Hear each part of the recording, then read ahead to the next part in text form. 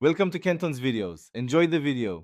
You will begin by confirming the essential fields. Check ID and column data types so items map cleanly. Once done, create a target list or pick an existing list to receive items and enable versioning to protect history. Make a quick CSV export backup of both lists.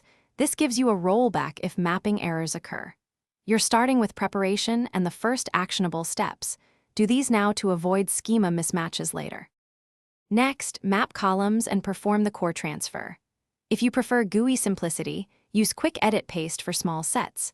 For repeatable, complex merges, pick Power Automate to map fields and transform values. Convert choice columns to matching formats and normalize names so lookups and people fields align.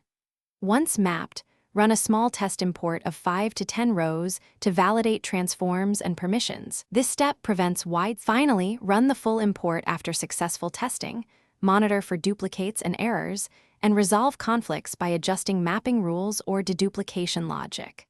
Once data is merged, recreate any required workflows, update views, and reassign item-level permissions so users retain access. If something goes wrong, stop the import, restore from your CSV backup, and debug mapping rules or column types. Often a single mismatch choice or lookup causes failures, so focus your troubleshooting there.